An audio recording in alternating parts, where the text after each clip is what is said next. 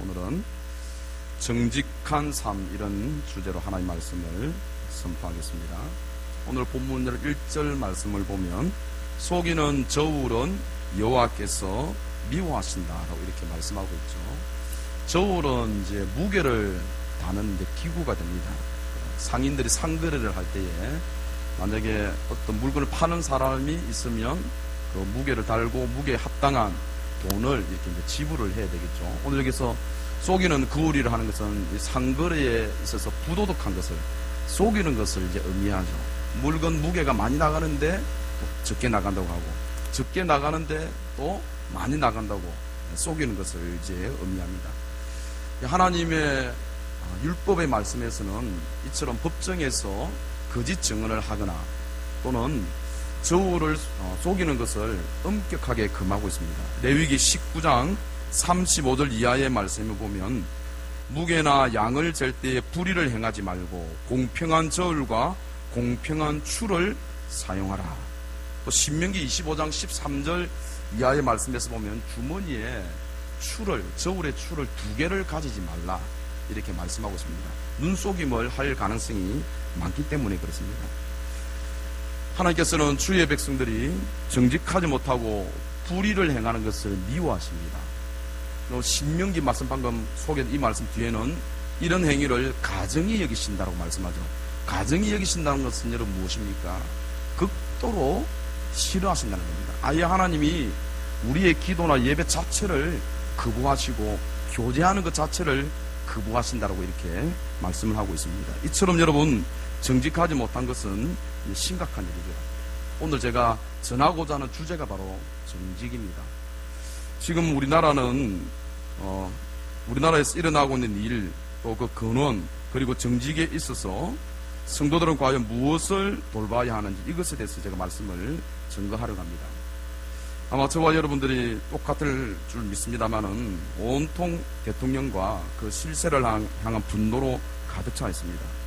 대통령과 정부를 믿었는데 알고 보니 문화, 경제, 인사정책 모든 것에 한두 사람에 의해서 좌지우지 되었다는 것을 우리가 이제 알고 큰 실망과 분노를 느끼고 있습니다.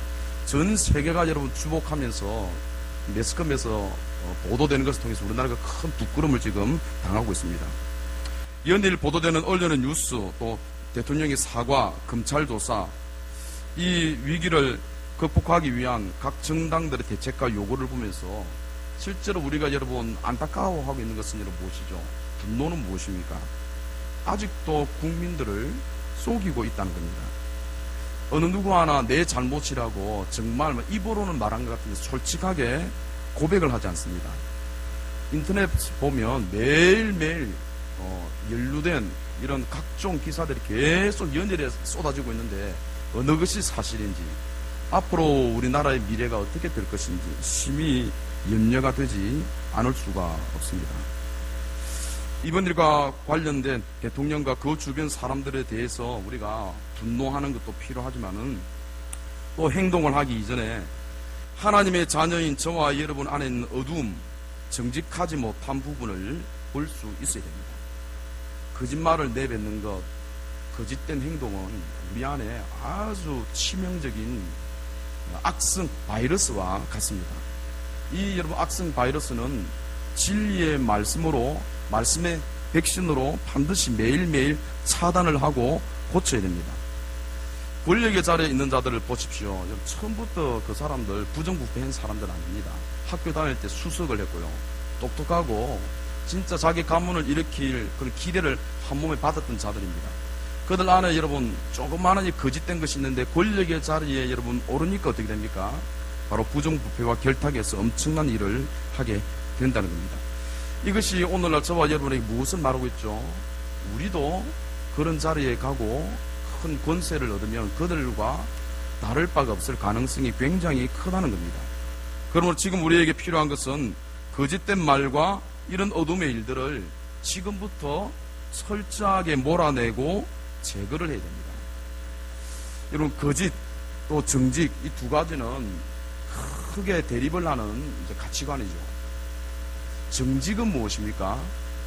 정직은 빛의 열매이죠. 하나님 나라의 가치관입니다. 반면에 거짓말은 무엇입니까? 어두움의 일이고 이것은 마귀의 일입니다. 예수님께서도 요한복음 8장 44절에 기록된 대로 우리가 만약에 거짓에 사로잡혀 있고 거짓말을 한다면 이것은 악한 마귀의 권세와 영향력 아래 있다고 이렇게 말씀하고 있죠. 그래서 마귀를 어떻게 예수님께서 말씀하고 있죠? 그는 처음부터 거짓말장이요 거짓의 아비가 되었다라고 이렇게 말씀하고 있습니다. 우리가 여러분 예수님 믿고 이제 거듭나면 과거에 내가 예수님을 믿기 전에 행했던 일에 대한 거부감이 굉장히 많이 나타나죠. 그 중에 대표적인 것이 바로 남을 속이는 일이죠. 예수님을 믿기 전에는 어떻습니까? 거짓말해도 들키지만 않으면 크게 상관이 없죠. 그런데 예수님을 믿고 난 이후에는 내가 작은 마음에 거짓에 사로잡혀 있거나 거짓말을 내뱉으면 작은 것이라 할지라도 잘 견디지를 못합니다. 가책을 느끼게 되죠. 정직하지 못할 때에 내 안에 계신 성령님이 근심한다는 것을 알기 때문에 그렇습니다. 저는 우리나라 이곳에서 태어난 것이 축복이면서 한편으로는 고통이라고 봅니다. 축복으로 보는 이유는 지금 우리 시대에 복음이 우리나라에 들어오고 난 이후로부터 신앙생활을 마음껏 할 수 있는, 지금 예배 드릴 수 있는 이것이 우리에게는 축복 중에 축복이죠. 반면에 여러분, 고통이라면 무엇일까요? 지금처럼 거짓이 난무하는 세상을 보고 또 이 안에서 사는 것 자체가 여러분 고통입니다. 사소한 거짓말로부터 시작해서 자기의 이익을 위해 다른 사람의 눈을 속이는 일들, 부패한 권력이 국민들을 속이고 부정부패를 일삼는 이것을 보는 것이 우리에게는 큰 고통입니다. 설교 준비를 하다가 인터넷 뉴스 기사에 딱 속보가 뜬 게 무엇이냐면 부사관, 군대의 부사관들이 허위 진단서를 통해서 30억 원의 보험료를 수령했다. 저번에도 몇 번 이런 기사가 있었는데 설교 준비하다가 이 기사가 떴습니다. 불과 20일 전에 뉴스 보도를 이제 보신 분 아실는지 모르겠습니다. 병원에서 허위 환자를 입원시킨 것처럼 서류를 이렇게 조작을 해서 6년 동안 이 일을 계속 지속을 했죠. 그래서 보험사로부터 입원한 사람들은 입원도 하지 않았는데 수백 명의 사람들이 보험사로부터 46억 원의 보험료를 타내고 병원 원장은 또 과다 진료 청구를 하고 또 요양급여를 건강보험공단에서 무려 11억 원이나 받아서 갈취한 그런 보도가 있었는데 그거 보니까 진해 경찰서가 나오더라고요. 그래서 저는 도대체 진해 지역에 어디 병원인가 빨리 인터넷 찾아보니까 안 나오는 뉴스를 유심히 보니까 수사는 진해 경찰서에서 하고 그 병원은 김해에 있는 병원이었습니다. 제가 지금부터 말씀드리고 하는 게 쇼킹적입니다. 억수 놀라서 뭐냐면 뉴스 화면에 딱 빨리 이렇게 딱 병원 내부를 비춰주는데 어떤 문구가 있었냐면 예수님은 절대 치료자. 보셨습니까 여러분? 우와, 저는 충격받았습니다. 그리고 원장의 책상에 보험사 돈은 눈먼 돈이다. 그래서 저는 이제 20일 전에 그것을 충격을 받고 설교 준비하면서 도대체 그때 내가 그 본 영상 예수님 절대 치료자 그게 어디 뉴스에서 나왔지 막 찾았는데 없더라고요. 유일하게 딱 한 군데 있었습니다. 짧게 그것도 1초도 안 걸립니다. 싹 지나갔는데 예수님은 절대 치료자. 여러분, 원장이 자기 원장실에 그렇게 큰 문구를 적어놓고 진짜 그 사람이 교회를 다녔기 때문에 그렇게 적어놓지 않았겠습니까? 그렇게 속여서 수억 원의 돈을 벌어서 교회에 11조를 바친 목사님 좋아하시겠죠. 야, 저 병원장 우리 교회에 재정 충당에 진짜 헌신된 사람이다. 하나님은 안 받으시죠. 이런 일들이 비일비재합니다. 저는 우리나라의 이제 미래를 걱정할 때에 우리 성도님들도 나라 걱정하겠지만 저는 좀 두 가지를 걱정했습니다. 첫 번째는 이제 음란의 문화입니다. 외도, 간음, 혼전 성관계, 동성애, TV 드라마 소재, 영화에도 이 소재를 끊임없이 쏟아놓고 있죠.